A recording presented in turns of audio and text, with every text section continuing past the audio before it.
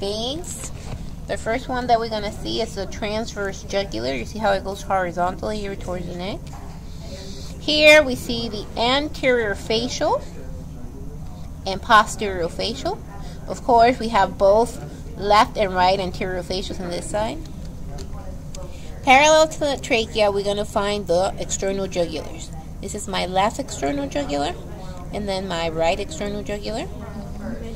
Internally, we'll see the internal jugulars here. They run also parallel to the trachea. Very small caliber blood vessels. The right one was cut off. Here we see the brachiocephalic vein. It forms more or less like a neck here towards the trachea. Brachiocephalic.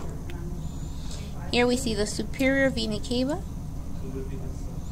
And here we see the remnants of the internal mammary that was severed once we opened the thoracic cavity. So once more, internal mammary, superior vena cava, brachiocephalic vein, external jugular, left external jugular, right external jugular, internal jugular, transverse jugular, anterior facial, and then the posterior facial. Here we see smaller caliber blood vessels. This is the vertebral, more specifically the left vertebral. And on the other side we see the right vertebral. Very small caliber. How in this location is arising from the brachiocephalic. In some occasions you may have an anatomical differentiation that the right vertebral may arise from the superior vena cava or drain into the superior vena cava. So once again, vertebral, brachiocephalic. Then here we see this is going to be the axillary.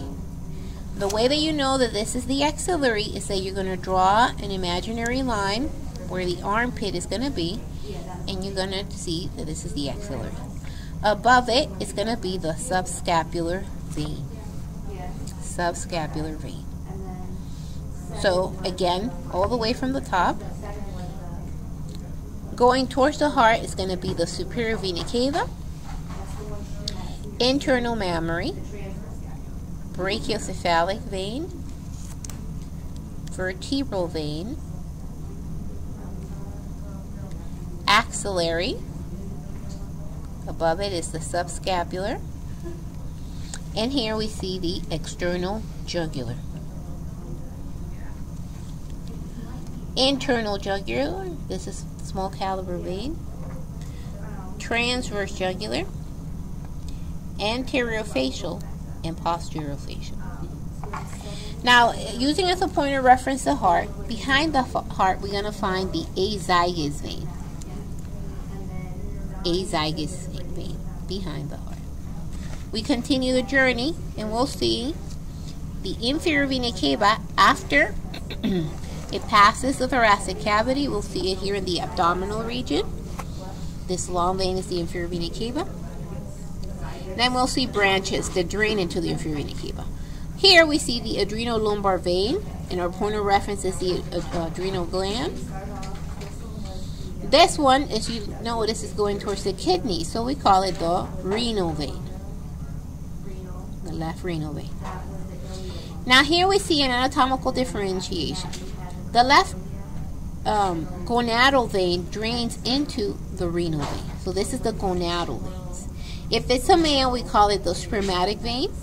If it's a female, we call it the ovarian vein.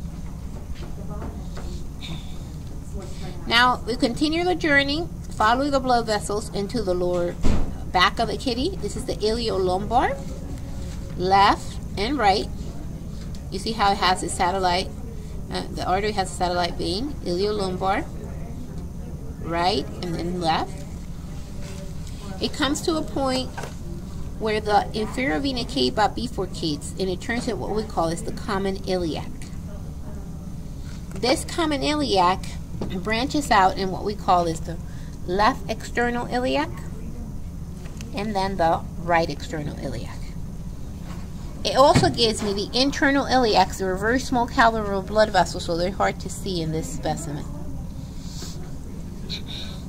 We follow the external iliacs Once they pass the inguinal canal, that as well, we're going to draw an imaginary line where the groin is, the inguinal canal.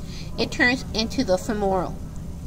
The femoral gives me a small branch before it continues into the thigh that is called the deep femoral vein. Here we see the femoral. That femoral gives me a branch that is going to go above the knee that is called the superior articular vein, and one that goes behind the knee that is called the popliteal vein. This is the popliteal vein, behind the knee. Furthermore, that femoral goes into the inner thigh and is called the saphenous vein. You see how it goes all the way in the inner thigh. Saphenous vein, the great saphenous vein. So let's do a review again from the top. This is the inferior vena cava. This small blood vessel here is the adrenolumbar vein. Your point of reference for this one is going to be the kidney, so this is the renal vein.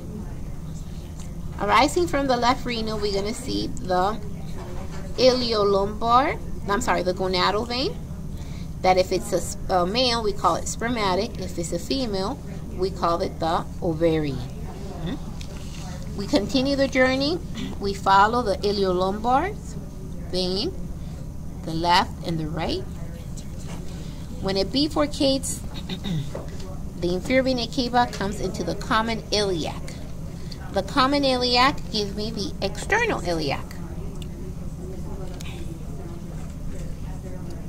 Left external iliac, right external iliac. And then the internal that they are not displayed in this specimen.